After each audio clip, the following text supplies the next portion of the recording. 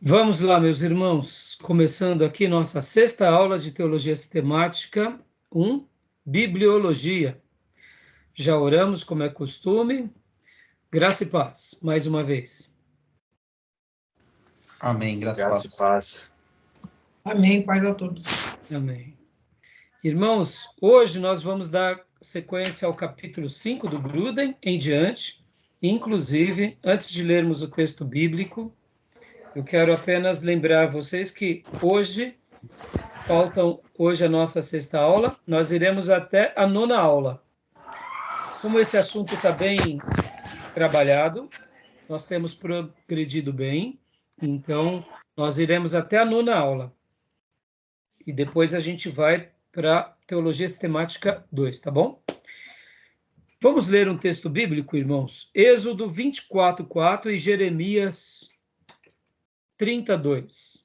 Êxodo 24:4 e Jeremias 32.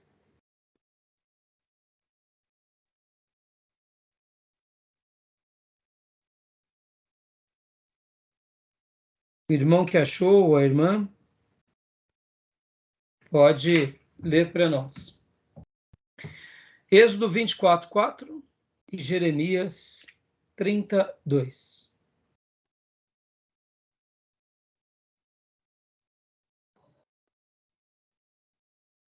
Jeremias 32. Pode ler. Cercava, porém, então, o exército do rei de Babilônia a Jerusalém. E Jeremias...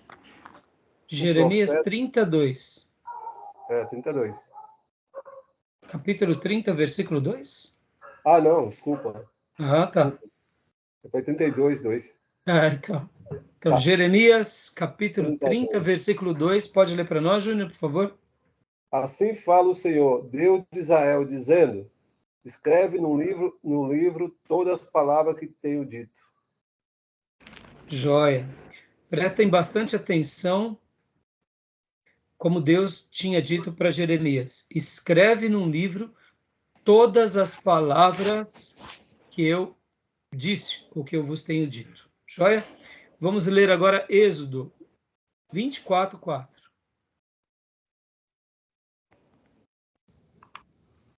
Êxodo 24:4. Moisés, então, escreveu tudo o que o Senhor dissera.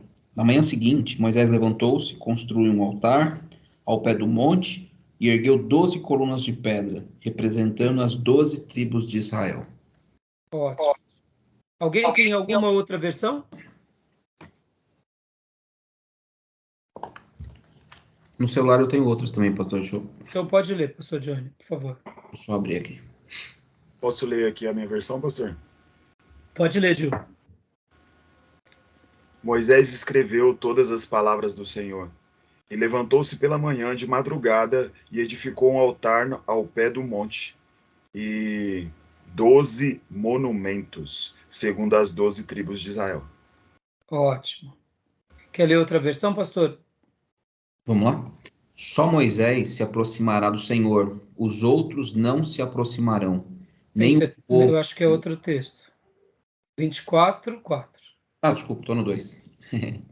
Moisés escreveu todas as palavras do Senhor e, tendo se levantado de manhã cedo, edificou um altar ao pé do monte e ergueu 12 colunas, segundo as 12 tribos de Israel. Ótimo. É uma versão bem parecida com, A NVI. ou talvez a mesma do que o Gil acabou de ler. Ah, tá. Eu vou ler na King James. Então Moisés escreveu todas as palavras de Yahvé e, levantando-se ao alvorecer, construiu um altar ao pé do monte e 12 colunas de pedra representando cada uma das clãs que foram as 12 tribos de Israel. Mas eu quero destacar aqui a primeira frase. Então Moisés escreveu todas as palavras de Yahvé. Ou como nós tínhamos visto há pouco, a gente tinha visto há pouco nas outras versões, e eu aqui estou com a interlinear, Moisés escreveu todas as palavras do Senhor. Jeremias, nós vemos também, assim fala o Senhor, o Deus de Israel, escreve num livro todas as palavras que eu disse. Estou fazendo essas leituras porque nós estamos trabalhando aqui dentro de bibliologia e é muito comum nós encontrarmos textos bíblicos, tanto no Pentateuco quanto principalmente no livro de Jeremias, e em outras passagens, Deus dizendo para os seus servos: escreve ou diga todas estas minhas palavras. Aqui em Jeremias 36, no versículo 1 e 2, também diz assim: no 4º ano de Jeoaquim, filho de Josias, rei de Judá, veio esta palavra do Senhor a Jeremias, dizendo: toma um rolo, um livro, e escreve nele todas as palavras que te falei contra Israel, contra Judá e contra todas as nações, desde o dia em que te falei, desde os dias de Josias até hoje. Prestem bastante atenção nas construções da revelação sagrada, como a Bíblia aqui se apresenta aos profetas. Deus dizendo para que eles escrevam todas as palavras. Não eram algumas. Então, para a gente fechar aqui essa leitura, como eu gosto de fazer, nas aulas passadas eu trabalhei muito sobre essa questão da inspiração verbal, da inspiração plenária também, como a gente chama nas discussões teológicas. Não há nenhum problema de admitirmos que houve uma inspiração verbal. Aqui, por exemplo, nesses textos que acabamos de ler, fica claro Deus falando a Moisés e a Jeremias para que eles registrem as palavras. Ou seja, não há dúvida de que as palavras que foi dita por Deus, que eles entenderam, que eles ouviram, que eles entenderam como de Deus, eles transmitiram. E agora o próprio Deus estava dizendo para que eles escrevessem essas palavras. Então poderíamos afirmar que a palavra de Deus, ela tem uma inspiração verbal. Cada verbo, cada palavra, cada sentença, ela é sagrada. Deus usou seus servos para escrevê-la dessa forma. Na teologia vai ter uma grande discussão sobre se foi verbal ou se foi plenária, ou se foi de uma forma um pouco diferente da verbal. Mas o que eu quero destacar aqui, porque hoje nós estaremos dando continuação da aula passada, que foi sobre a inerrância, nós começamos a falar sobre a autoridade da Bíblia. Abrimos um outro capítulo do Grudem falando da inerrância. E nós estaremos dando continuação hoje. Então, hoje eu quero estar destacando aqui nessa abertura essa questão de que Deus, quando ele falava com os seus servos no passado, ele era contundente. Não havia dúvida disso. É como Jesus disse no Sermão do Monte: o Senhor disse, eu, porém, vos digo. As palavras de Jesus, registradas pelos 4 evangelistas, foram palavras claras. Eles foram testemunhas vivas de Cristo, das palavras de Jesus, da presença de Jesus, do corpo de Jesus, das obras de Jesus e dos milagres. Mas poderíamos dizer que a maneira em que eles registram considerando cada palavra. Por que eu estou sendo contundente nisso, irmãos? Porque a gente está trabalhando em cima desses princípios da revelação. Nós estamos trabalhando agora sobre essa questão de que Deus se revela e nós acreditamos, a teologia ortodoxa, reformada, acredita que Deus se comunica conosco por meio da sua revelação escrita. E tem que ficar muito claro isso para nós, de uma forma muito doce, muito consciente, porque é em cima disso, quando não acreditamos, que, eu diria, todas as ideias erradas vão sendo trabalhadas e vão sendo, essa ideia tão importante, tão linda, vai sendo minada, tá bom? Tudo bem? Tranquilo? Alguma pergunta? Não? Joia? Então, vamos lá, meus irmãos. Abram o livro-texto de vocês, irmãos. O livro-texto de vocês. Na parte do conteúdo. O conteúdo, quando ele vem apresentando os capítulos, sabe? O do Júnior deve estar um pouco diferente, né, Júnior? O seu índice deve estar diferente, né? Eu queria só fazer uma observação aqui com vocês, porque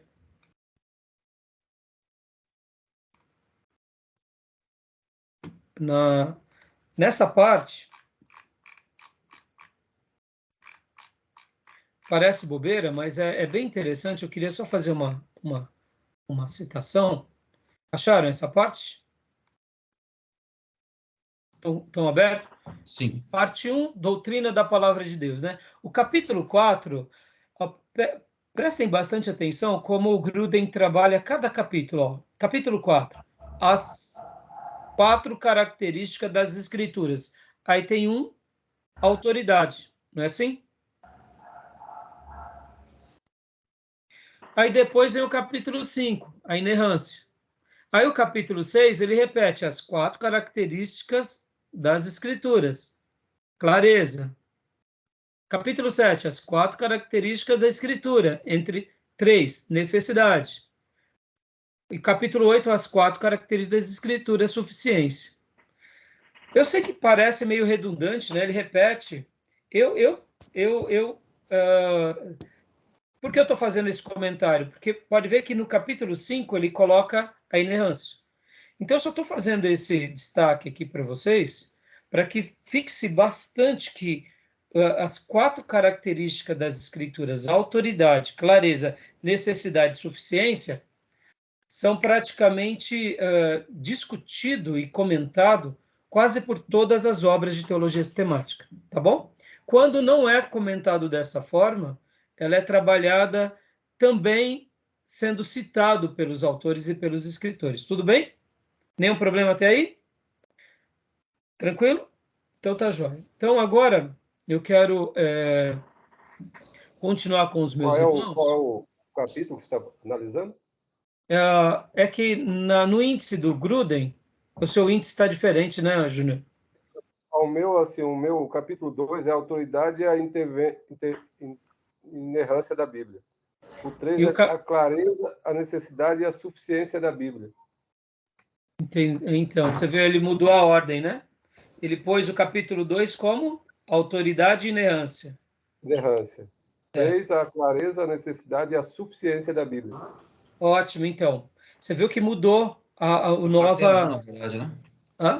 Concatenou, colocou tudo num único capítulo. Então, eu acho que essa forma com que ele fez, dividindo a autoridade e inerrância, e depois colocando clareza, necessidade e suficiência, ficou melhor.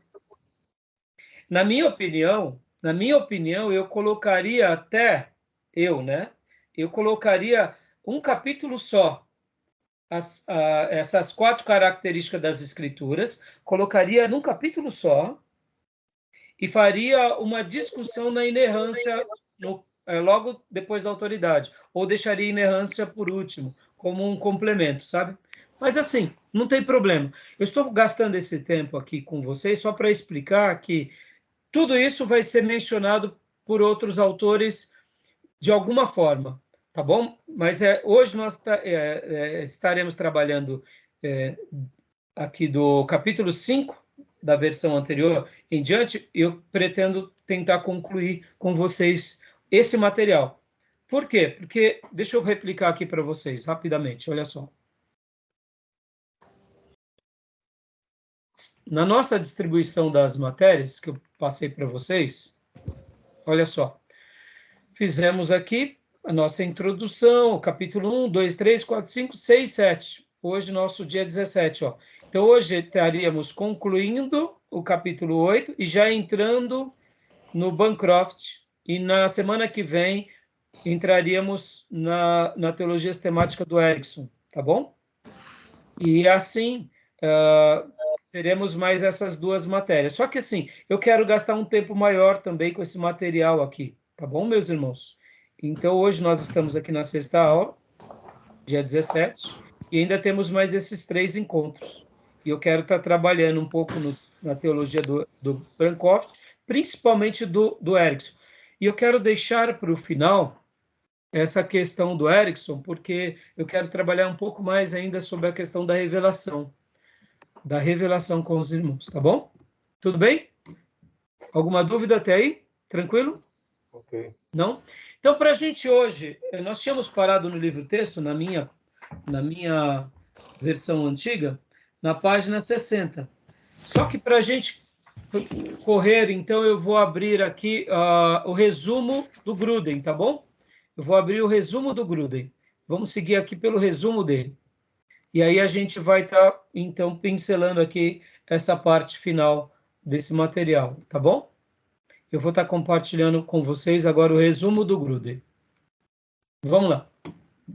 Ó, olha aqui, até, irmãos, como o resumo, ele apresenta o resumo, tá vendo? Ó, as 4 características das escrituras. Ó, eu acho que essa apresentação é muito melhor. Porque o que acontece? Quando ele coloca no livro-texto dele as 4 características da escritura, autoridade, as 4 características, eu acho que fica muito confuso. Eu faria isso. Eu faria dessa forma. As 4, colocaria isso como um capítulo. Um maior, mas não tem problema. Eu faria essa divisão. Exatamente como está aqui. Autoridade, clareza, necessidade e suficiência. E aí, sim, eu iria depois para a questão da inerrância, entendeu? Tá bom? Só estou passando aqui para vocês para mostrar como que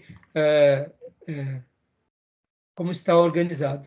Então, vamos aqui para inerrância. A inerrância, ó. Bom, lendo rapidinho, a gente já trabalhou um pouco. Quem quer ler para nós? Vamos correr aqui com esse material. Não precisa ler os textos bíblicos, tá, irmãos? Para a leitura render. Quem quer ler para nós? Se os irmãos se importarem, eu leio. Então, eu acho que o silêncio foi democrático, pastor Johnny. Então tá bom. Eu tinha aberto meu microfone, mas pode ler, pastor. Então, Beleza. O significado da inerrância. Não vamos repetir aqui os argumentos a respeito da autoridade das Escrituras apresentados no capítulo 4. Afirmou-se ali que todas as palavras da Bíblia são palavras de Deus e que, portanto, não crer em alguma palavra das Escrituras ou não obedecer a ela é não crer em Deus ou obedecer a Ele. desobedecer. Perdão. Obedecer está correto. Desobedecer. Afirmou-se ainda que a Bíblia ensina claramente que Deus não pode mentir nem falar com falsidade. Assim, todas as palavras nas Escrituras são declaradas completamente verdadeiras e destituídas de erros, qualquer que seja o trecho. As palavras de Deus são, de fato, o padrão máximo da verdade.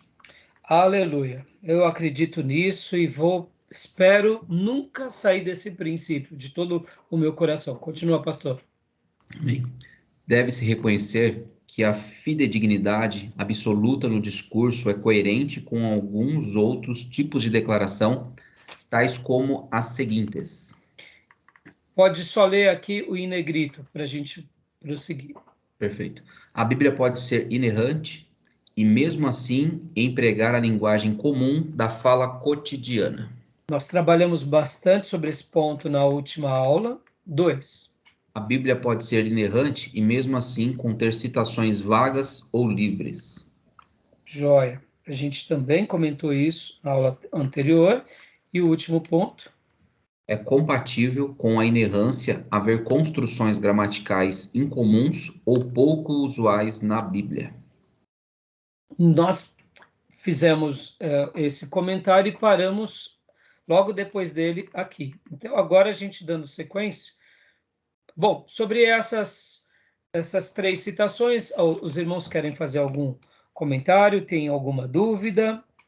Irmãos, a nossa aula ela é gravada, ela é online, mas ela é interativa. Então, qualquer dúvida, podem perguntar. Tudo bem para os irmãos? Tem alguma pergunta, alguma dúvida?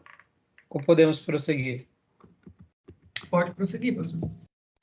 Joia? Tranquilo? Então, vamos lá. Pastor Johnny, então, tenha a bondade, pastor, Continuando aqui. Pois não. Isso. Alguns desafios atuais para a inerrância. Leio tudo, pastor?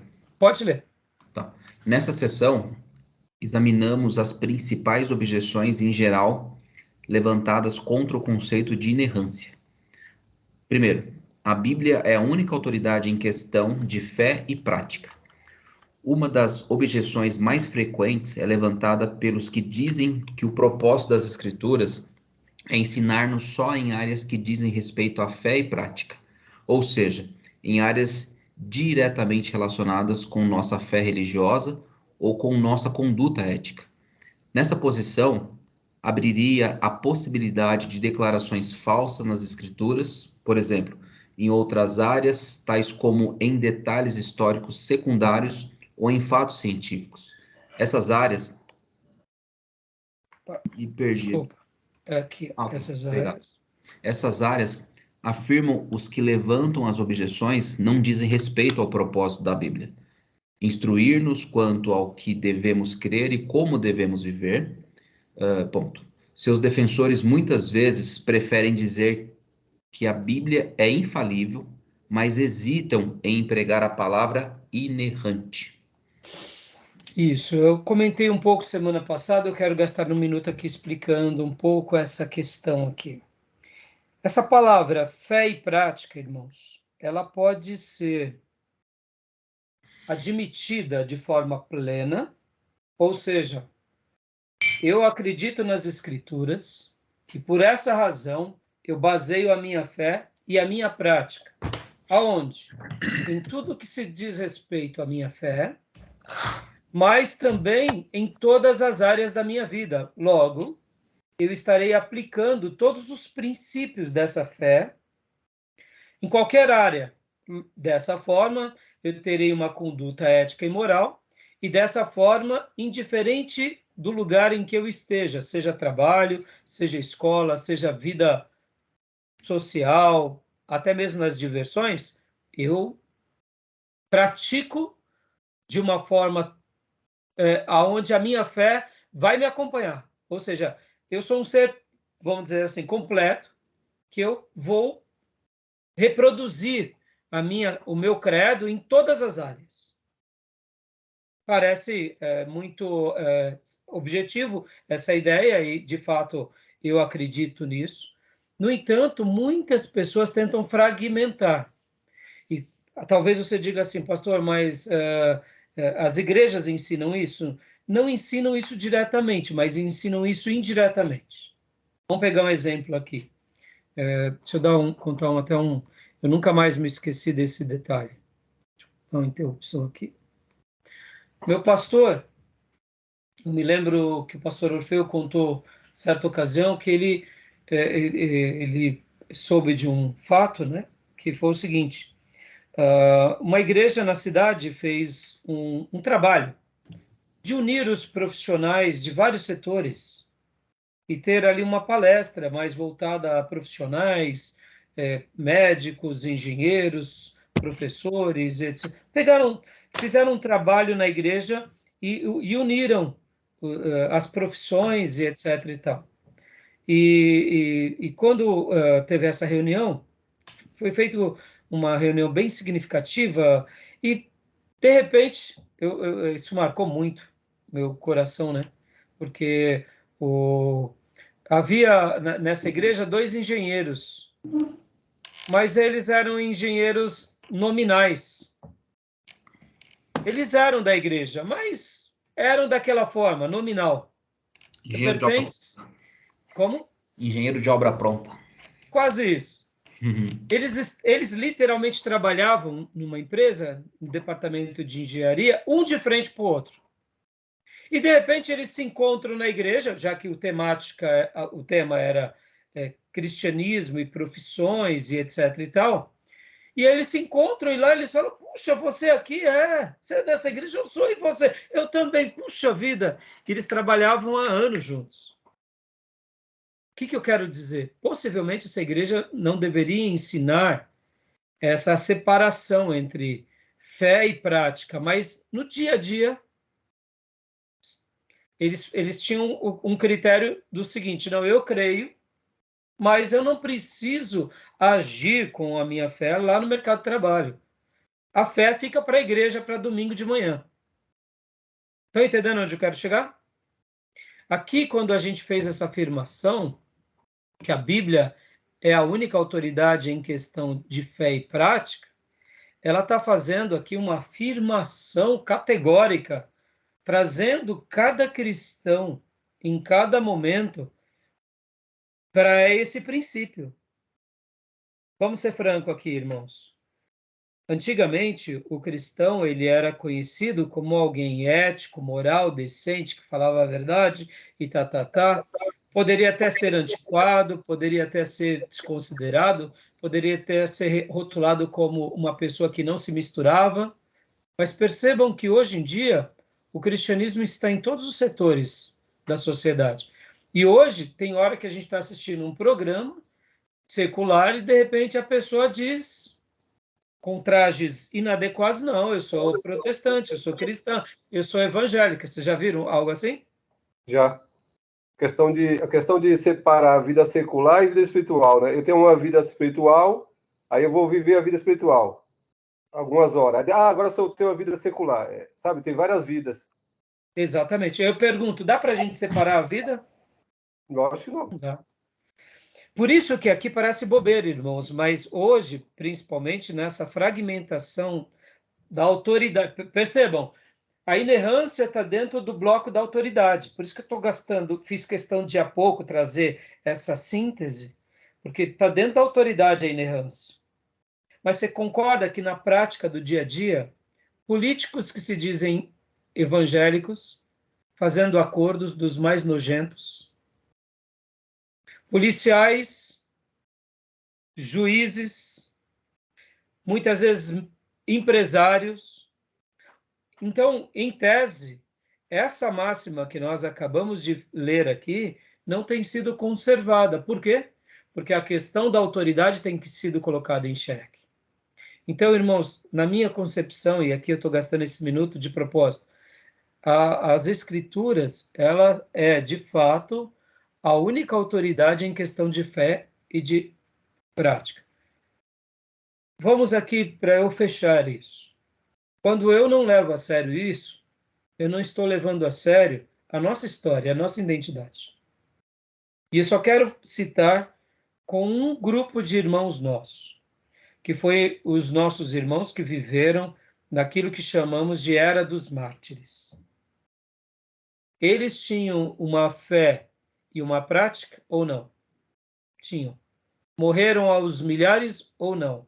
Morreram. A gente segue esse princípio. Ou nós acreditamos que fazemos parte dessa história ou não. Pastor, a igreja mudou, as coisas mudaram, é por isso que o evangelho está tão pulverizado. Tá bom? Então eu estou fazendo esse comentário aqui, irmãos, porque nunca deveria ter sido mudado isso. Se uma pessoa ela é um muçulmano, olha só que interessante, irmãos. Deixa eu fazer um comentário aqui sobre o Islã. Se uma pessoa se diz que ela é muçulmana, ela tem que comprar o seu tapetinho, tem que comprar o seu Alcorão, e ela tem, durante o seu dia, que fazer várias orações em direção a Meca. Elas descobrem, Meca está nessa região. Eu deduzo, né? Que deve ser a leste. Deduzo. Todos os dias, tais horas, se eu sou muçulmano, eu tenho essas práticas. Um católico tem as suas crenças. Pode ver que a gente pode falar o que for, mas o católico adora os seus ídolos. E nós, evangélicos, ficamos em nome das nossas liberdades, em nome das nossas modernidades, e estamos questionando a autoridade divina. Ou nós acreditamos ou não. Então, por isso que eu estou sendo enfático aqui, e por isso que eu também li e fiz a questão de fazer a citação da inspiração verbal, porque ou eu acredito que Deus se comunicou, que é um livro de autoridade, ou não. E eu, particularmente, por isso que eu fiz até a defesa de que a Bíblia fala, sim, sobre a inspiração verbal. Ela pode dar ideias e ensinamentos sobre a inspiração plenária? Também. Essa é uma discussão teológica que eu não quero entrar muito no mérito, mas o que eu quero destacar é o seguinte, que a revelação de Deus, que está na Bíblia, ela é a nossa autoridade de fé e de prática. Aonde? Aonde a gente está. Nós não somos seminaristas aqui na classe e lá no mercado de trabalho somos profissionais. Nós não somos cristãos no domingo à noite e na segunda-feira somos apenas um vendedor, um advogado, uma cabeleireira, uma mãe do lar. Nós somos cristãos advogados, cristãos cabeleireiros, cristãos do lar.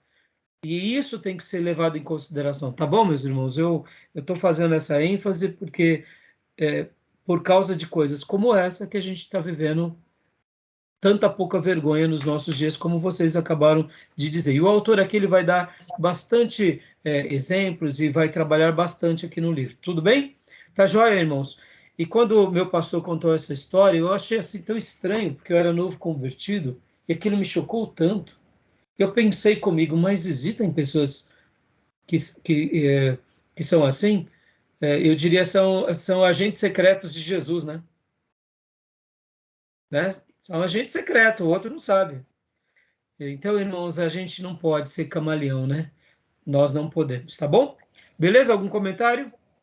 Eu ouvia um corte daqueles de vídeo de internet, um rapaz de um podcast perguntando para um pregador aí da mídia. Dá para ser progressista, socialista e gay e ainda ser cristão? Não sei se alguém já ouviu isso. Ele falou, claro que dá. Aí o cara que perguntou falou, oi, dá para fazer? Ele falou, dá. Inclusive meu filho mais velho... Desculpa, eu não ouvi. Eu já ouvi essa frase também. É terrível. E aí, enfim, a pessoa se assusta, né? Como assim? Dá? É possível? Porque é inevitável, né? Quem se intitula cristão, o mínimo é o combo. Depois compartilha para nós esse vídeo no nosso grupo de WhatsApp, tá bom? Porque, irmãos, parece estranho, mas essas vozes vão ecoando e vão achando o quê? Vão achando corações dispostos a isso quando vai ver. Deixa eu até fazer um outro comentário aqui, irmãos. Eu trabalhei com um rapaz e enquanto trabalhando ali, eu conheci e tal. Um dia ele chegou para mim e falou: "Você é pastor, né?" Eu falei: "Eu sou." Pô, legal. Eu canto no coral da igreja. Aí eu fiquei meio apreensivo. Eu falei: "É mesmo? Mas você vai na igreja?" Eu falei: "Eu vou. Mas eu só canto no coral.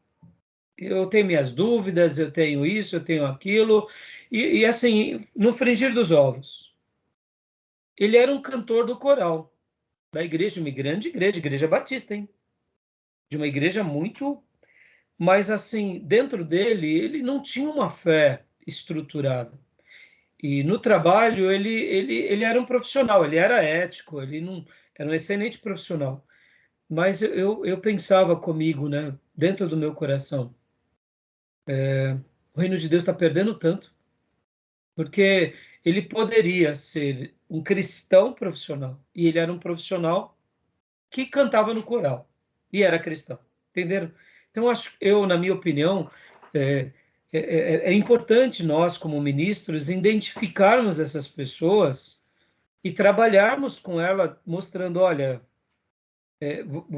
me permita aqui. E aqui, irmãos, eu me considerava um profeta e um missionário lá no pregão. Sempre fui assim. Eu falava para ele: "Olha, eu acho que você deveria conversar com o seu pastor, você deveria repensar sua fé." Era isso que eu dizia. E se eu fosse pastor dele, eu não tenho dúvida que eu ia fazer ele repensar 1000 vezes antes de deixar ele cantar no coral.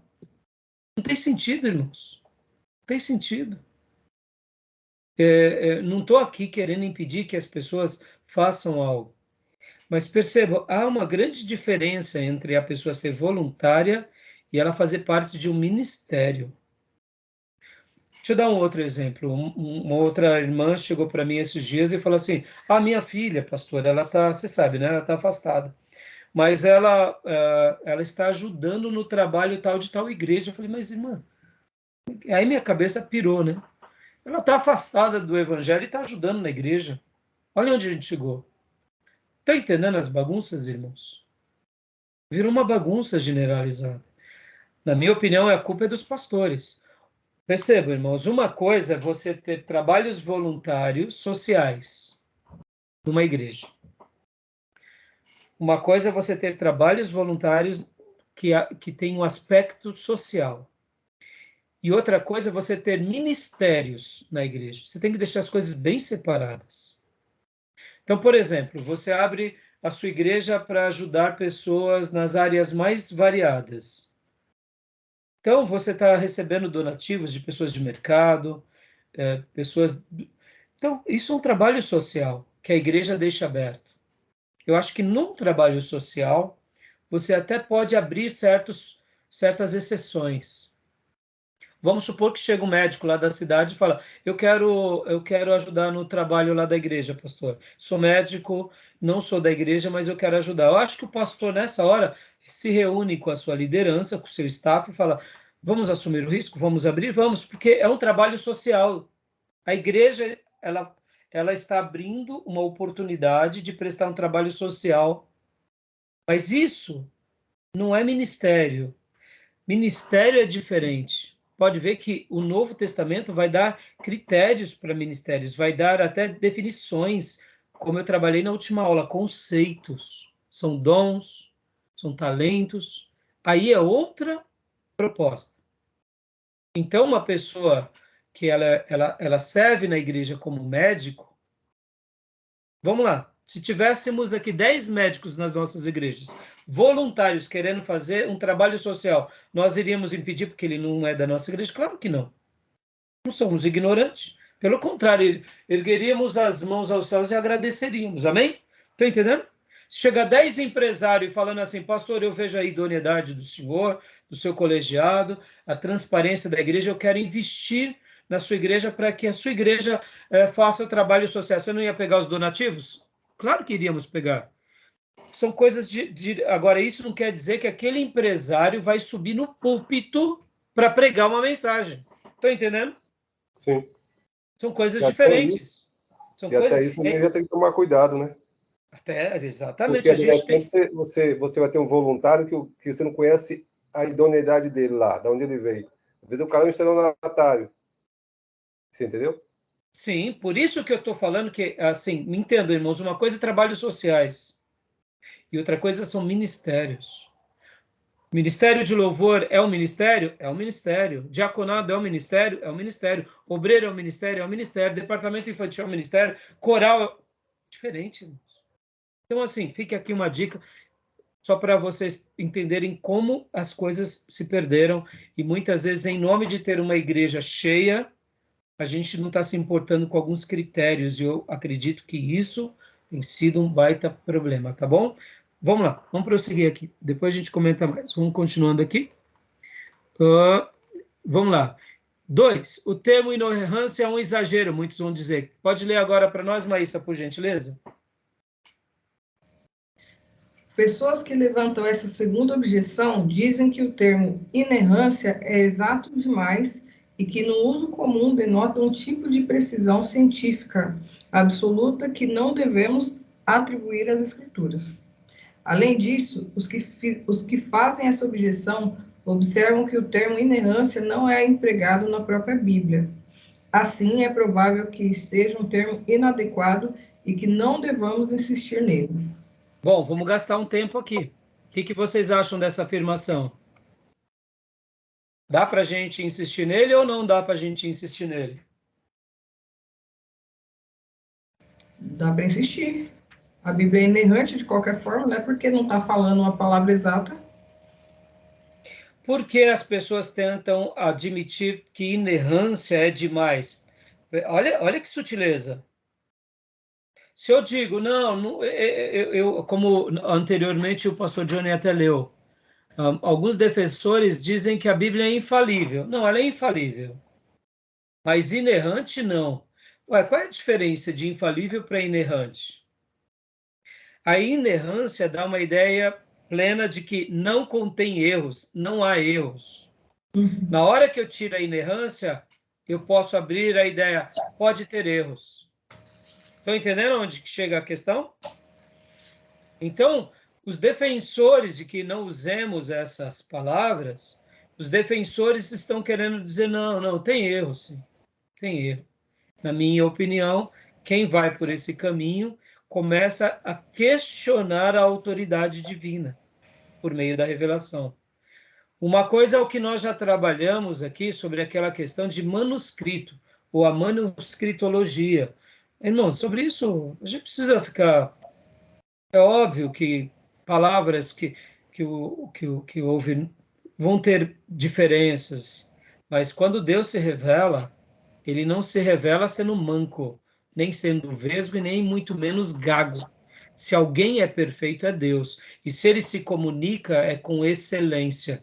E se ele fez tudo isso e ele é perfeito, o que vem dele é tão perfeito quanto ele. Se Jesus, ele foi perfeito, o que não dizer da obra de Jesus como revelação que é a Bíblia? Ponto final. Tá bom? Joia? Tudo bem? Querem fazer algum comentário? Ô, pastor. Essa inerrância aqui.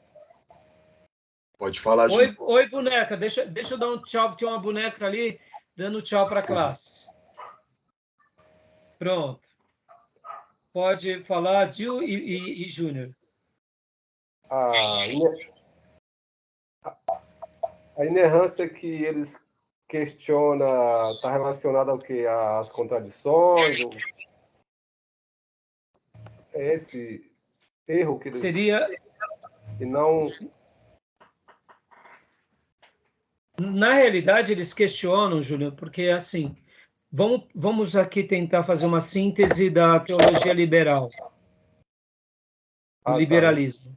Entendi. Eles vão tentar, por exemplo, dizer que, de uma forma ou de outra, eles vão tentar colocar que na revelação de Deus, olha como é interessante, os próprios teólogos que se dizem evangélicos vão dizer que se Deus existe, ele é perfeito, ele é transcendente, ele é imanente e tal. Mas na hora que vão falar sobre a revelação deles, vão falar assim, cada um entendeu de uma forma. Cada um consegue compreender Deus da sua maneira. E aí eles vão construindo... Então seria interpretativo. Exatamente, interpretativo. Livre, né? Livre, não seria... Existe uma interpretação fechada, né? Acho que absoluta, esse é o ponto. Né? Exatamente. Porque na hora que você cria a interpretação fechada e absoluta, você está dizendo o seguinte, que não há outro caminho. Ah, é verdade. Sim. E aí onde nós defendemos que é, de fato, isso mesmo. Só há um caminho. Qual é o caminho? Jesus. Claro. E qual é esse caminho revelado por Jesus? As Escrituras. Nós não podemos negar aquilo que eu disse na última aula. A nossa interpretação pode não ser a melhor. Mas que a revelação ela é única, ela é única. No momento em que eu digo a minha interpretação não é a melhor e a revelação ela pode ser variada, eu abro precedentes. E aí onde entra esses precedentes por questionamento. Então, todos esses questionamentos, eles vão ter, eu diria, sempre alguma coisa. Na teologia liberal, eles vão ir para a autenticidade dos livros, eles vão ir para a questão do exagero dos milagres, eles vão tentar dizer que milagre não é bem assim, que na realidade é uma questão de ciência, mas o escritor ele entendeu de forma errada. Ou seja, eles vão construir muita coisa, de uma forma ou de outra, sempre negando essa revelação fechada. Que, na minha... Né? Negando o próprio milagre, né? Não entendi, Júnior. Negando o próprio milagre. Muitas vezes exatamente. De uma forma ou de outra, é isso que eles vão querer chegar. Entendeu? Agora, Gil, pode falar, Gil. O que você ia perguntar? Na verdade, eu só ia fazer um acréscimo. Eu não sei se isso acontece com todos. Para mim, tem aparecido bastante, ao olhar assim a internet, tem aparecido bastante shorts de aqueles cortes, vídeos curtos, de judeus tirando a autoridade das escrituras. em relação à revelação de Jesus, a má interpretação do Antigo Testamento. Apareceram assim, bastante coisas para mim, e eu nem vou saber pontuar alguma coisa específica que eles falaram, porque eu logo passo, nem gosto de ficar vendo muito, porque para mim não é muito interessante assim. Mas o senhor falando disso daí, cheguei a lembrar que isso tem sido mais comum. Não sei se isso é assim para vocês também, mas parece que tem aumentado a disseminação desses conteúdos assim na internet. Judeus ortodoxos, né? Ortodoxos no sentido de são fiéis ainda à tradição judaica, né? E tirando toda a autoridade das escrituras, falando que é um erro. Inclusive, eles colocam que Roma, né, os gregos, disseminaram essa história de Jesus justamente para enfraquecer o fato da religião judaica, né, deles, para que a autoridade da religião judaica fosse diminuída. E eu confesso que eu não tenho notado muito, mas isso está dentro de um contexto, inclusive apocalíptico. Quando o anticristo se levantar, ele vai ser reconhecido pelos judeus como o Cristo. É tão simples essa compreensão, e partindo desse pressuposto, se eles não negarem a autoridade, as profecias, não negarem o Novo Testamento e não negarem a pessoa de Jesus, logo eles convertem. Eles precisam desconstruir para se fundamentar na aparição. Porque para nós é o anticristo, para eles é o Cristo. Então, isso só atesta as profecias de Zacarias e principalmente do Apocalipse. Podem ver que muitos judeus eles vão seguir o anticristo, e é aí onde entra até o apóstolo Paulo escrevendo em Tessalonicenses. O próprio anticristo vai se assentar no templo como Messias. Agora, como que eu posso dizer que esse Messias, que para eles é o Cristo, é o anticristo? As escrituras vão afirmar, mas se eles admitem que a escritura é verdade, na hora que aparece o anticristo, eles saberão que é o anticristo. Então, eles tentam desconstruir, de propósito mesmo, é uma cegueira espiritual, né? Para se cumprir as escrituras. Agora, isso tudo só prova o quanto está próximo mesmo de, entendeu? O fim. Né? Por isso que também, só concluindo, Júnior, lá em Zacarias, quando fala sobre o período, né, da tribulação, vai mostrar, eu sei que não é a nossa aula agora, mas eles vão lembrar daquele que foi transpassado. E o texto da profecia de Zacarias, não é nem do Novo Testamento, deixa claro essa questão. E é muito forte isso, né? Porque eles vão se lembrar daquele que eles tinham transpassado, e por causa disso, eles... olha só, Zacarias capítulo 12, pode abrir agora comigo, olha que lindo. Essa é uma profecia tremenda do Velho Testamento. Olha como é forte. Zacarias 12, do 9 em diante, principalmente até o versículo de número 10. Mas pode ler quem achou aí, ó. Aqui está falando, é uma profecia, Zacarias 12, 9 e 10. 9 até o 11. É uma profecia de Zacarias, mas ela tem a ver com os sinais dos tempos. Ou seja, ainda não aconteceu isso daqui. Pode ler. Quem achou? Zacarias 12, do 9 ao 11. Naquele dia, procurarei destruir todas as nações que atacarem Jerusalém, e a derramarei sobre a família de Davi e sobre os habitantes de Jerusalém um espírito de ação de graças e de súplicas. Olharão para mim, aquele a quem traspassaram, e chorarão por ele, como quem chora a perda de um filho único, e se lamentarão amargamente por ele, como quem lamenta a perda do filho mais velho. Naquele dia, muitos chorarão em Jerusalém, como os que choraram em Haddad-Rimon, no vale do Megiddo. Pode ver que o texto aqui é profético. E pode ver que no versículo 10, olharão para mim aquele a quem transpassaram e chorarão por ele como quem chora a perda de um filho único. Quem que foi transpassado? Foi Jesus. Essa profecia aqui de Zacarias, pode ver que, assim como Daniel, Zacarias são livros apocalípticos. Tem muito mais a ver com os sinais dos tempos. Os judeus, na sua grande maioria, que aclamarem o novo Messias que surgirá, irmão, isso é fato. Ele vai aparecer. Qualquer hora vai aparecer o Messias dos judeus. E aí muitos crentes que não seguem a Bíblia vão adorar o Messias dos judeus. Mas vão estar adorando quem? É o anticristo. Falso Messias.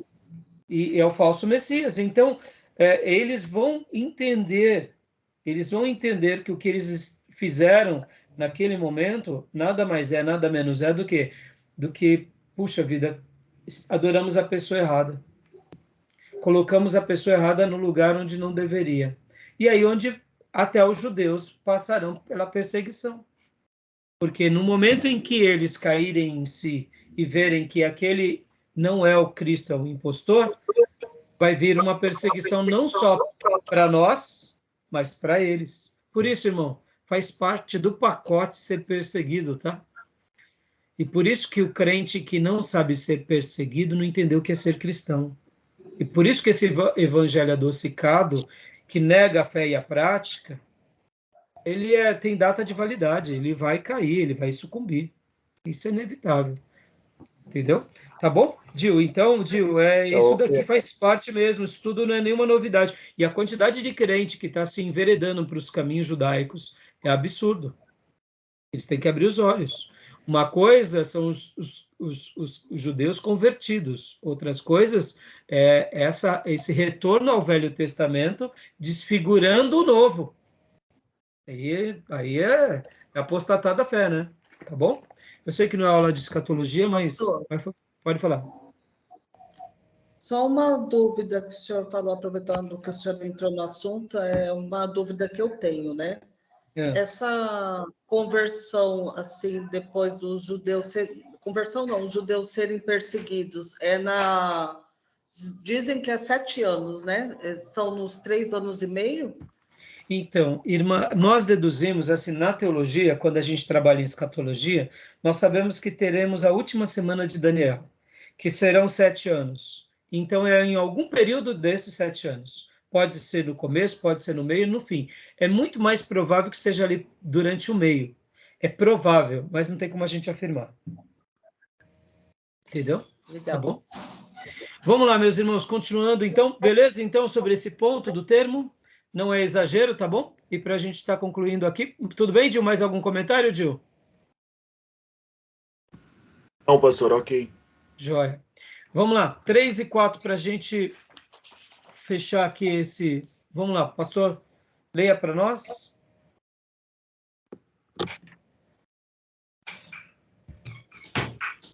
Três e 4. Não possuímos manuscritos inerrantes. Portanto, é ilusório falar de uma Bíblia inerrante. Os que lê tudo, né, pastor? Pode ler, meu irmão, pode ler. Já. Os que levantam essa objeção destacam o fato de que...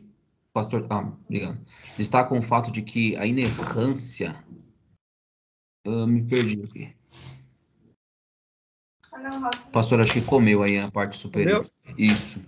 Então, os que levantam essa objeção destacam o fato de que a inerrância sempre foi atribuída aos primeiros exemplares ou aos exemplares originais dos documentos bíblicos. Mas nenhum deles sobreviveu. Só temos cópias de cópias do que Moisés ou Paulo ou Pedro escreveram. De que serve, então, atribuir tamanha importância a uma doutrina que se aplica só a manuscritos que ninguém possui? Olha aí, ó. É um gadareno ou não é? É um gadareno ou não é? É mais ou menos o seguinte, você pode provar que Deus existe? Você já viu Deus? Não, eu nunca vi Deus. Então Deus não existe. É mais ou menos isso. O manuscrito original tem? Não tem. Então, como você vai estar falando de uma coisa? Aí eu digo para vocês aquilo que nós lemos na aula passada, a experiência. Olha as profecias. É verdade, nós não temos o livro de Isaías na sua essência, mas nós temos na história da humanidade, quando eu falo na sua essência, nós não temos o manuscrito original de Isaías. É verdade, admitamos. Não vamos ter uma fé cega e burra. Mas nós temos Isaías 9:6, que diz que nasceu um menino e o governo está nos ombros dele, e o nome dele é maravilhoso, Conselheiro, Deus forte, Pai da eternidade e Príncipe da paz. E o mesmo Isaías disse que ele era Emanuel, era Deus conosco. E os profetas diziam que a Virgem conceberia. É verdade, nós não temos o manuscrito original, mas temos o cumprimento. Exatamente. Nós não temos o texto de Jó, sendo que Jó viveu, ou se ele foi escrito, ou foi Moisés que escreveu. Mas nós temos a declaração, o meu Redentor vive. Nós não temos, de fato, o Pentateuco na sua essência, é verdade, admitamos. Mas nós temos que um dia viria um profeta maior do que eu, e ele se cumpre em Jesus. Nós não temos, é verdade. Mas isso não omite o fato. Eu não vejo Deus, mas isso não omite o fato do milagre, não omite o fato da experiência, não omite o fato das profecias. Simples assim. Mas você vê que é umas discussões de gadareno. Meu irmão, os gadarenos são inteligentes, tá? Não subestima não, tá? Gadareno é inteligente, entendeu? Vamos continuando. Vamos lá. 4. Pode ler para nós, pastor? Em detalhes secundários, os escritores bíblicos adaptaram suas mensagens às ideias falsas correntes na época deles, afirmando ou ensinando tais ideias de modo incidental. Então, dá uma pausa aqui, pastor. Né? Eu vou... Só uma pausa durante...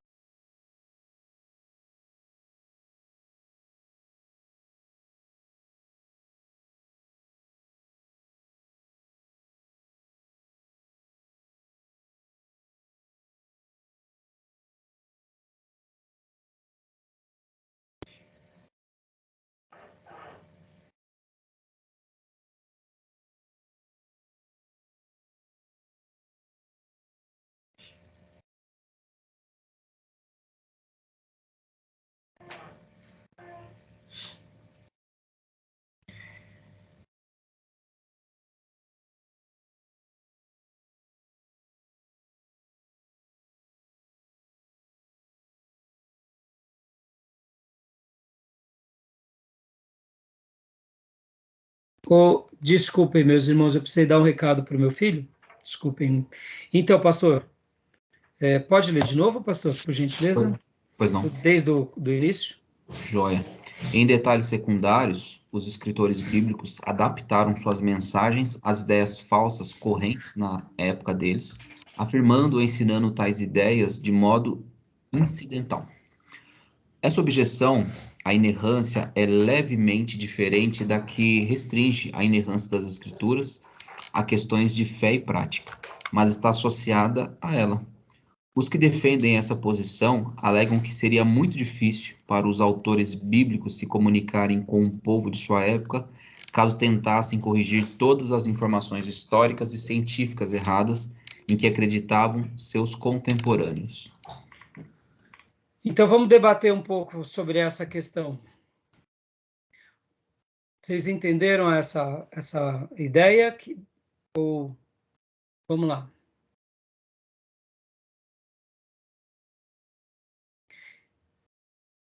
Ficou claro? Ficou meio confuso? No livro o texto ele gasta um pouco mais de explicação, né? É duro, né? Porque é uma insinuação aqui dizendo que os autores, na tentativa, na verdade, né, de talvez chamar a atenção ou ter ouvidos dispostos a ouvir, eles se adequavam à realidade deles, ou pelo menos aquilo que eles gostavam de ouvir. Eu acho que aí é um risco danado, né?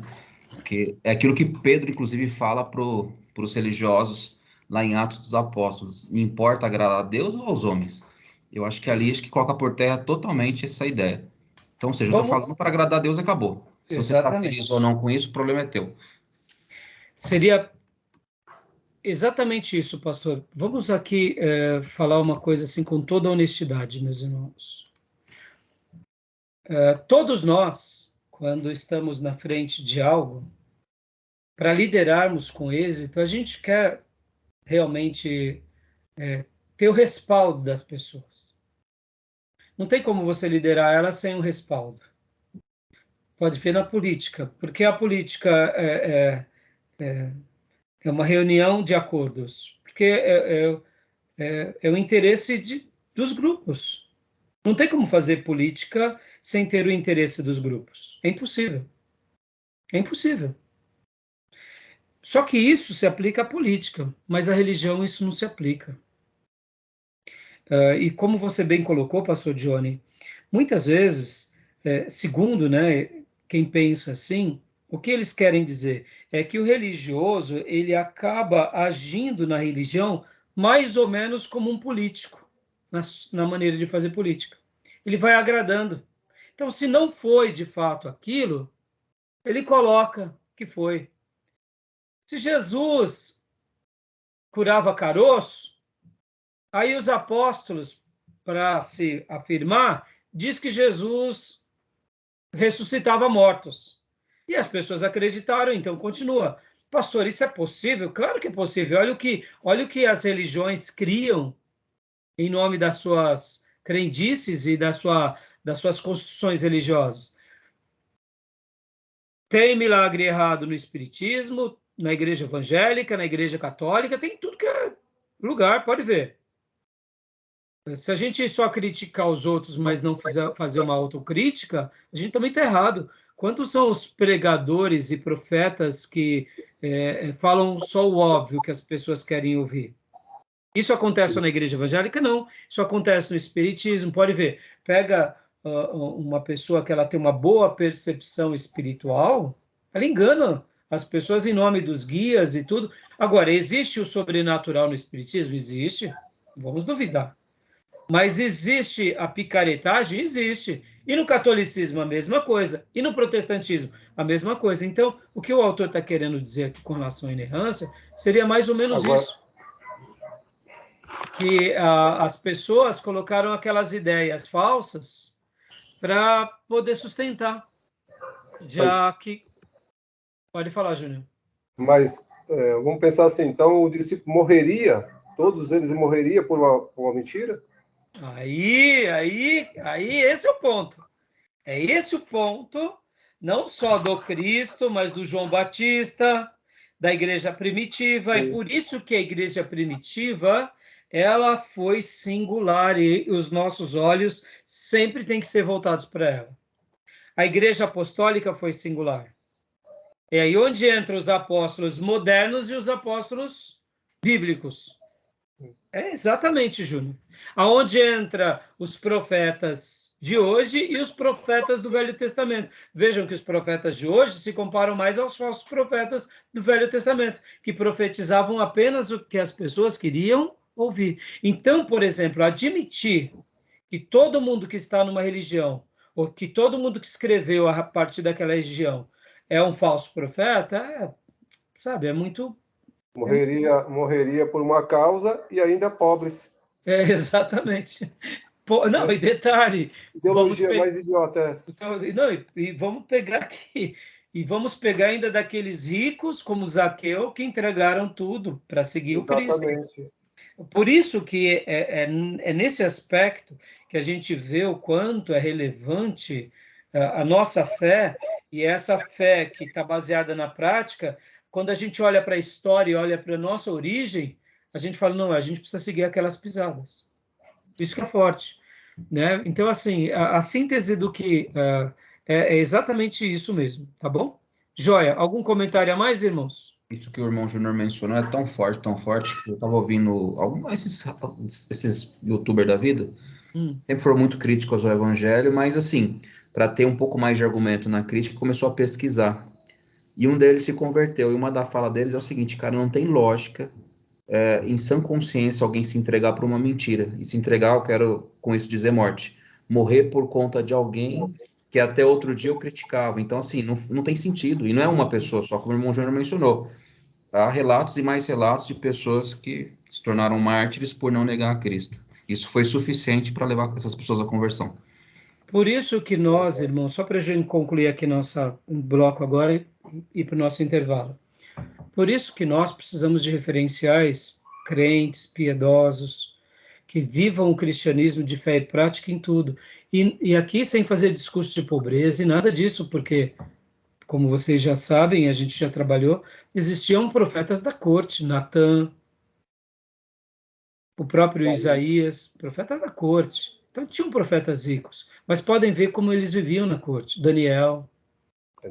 O que era mais importante para eles? Era o Deus deles, era a fé deles. Estavam dispostos, até mesmo depois de velhos, como é o caso de Daniel, ir para a cova dos leões, simplesmente porque estava orando. E aí, você acha que os falsos profetas de hoje estão dispostos a ir para a cova dos leões porque está orando? Eles param de orar. Pode ver, para de orar. Não, acende vela para qualquer santo. Então é nisso que a gente vê que essa questão da inerrância, quando a gente realmente entende que ela é real, que as escrituras é um livro de autoridade, e que tudo que está ali não é uma questão de tradição ou de conchavos políticos, religiosos, de um grupo dominante, é muito mais, é como vocês bem disseram, pessoas morreram por causa disso. E é por isso que a gente tem que resgatar esse cristianismo de sacrifício, não porque a gente vai praticar aqui a autorreligiosidade, mas porque é isso que Deus espera de nós, como seminaristas, como cristãos. E se a gente não tiver esse posicionamento, a gente está indo por um caminho errado. Tá bom? Não vamos esperar outra coisa do secular, não, porque Jesus disse que minhas ovelhas ouvem a minha voz e me seguem. Exatamente. Ou pelo Espírito Santo de Deus, ele não vai seguir a Jesus, não vão crer na palavra. Sempre vão questionar. Exatamente. Então vamos dar uma pausa, que já passou bastante, mais de uma hora aqui, meus irmãos, para a gente beber uma água. Em 3 minutinhos a gente volta, tá bom? Uma água, um banheiro e a gente já volta. Tá bom, meus irmãos? Beleza. Vou parar aqui a gravação.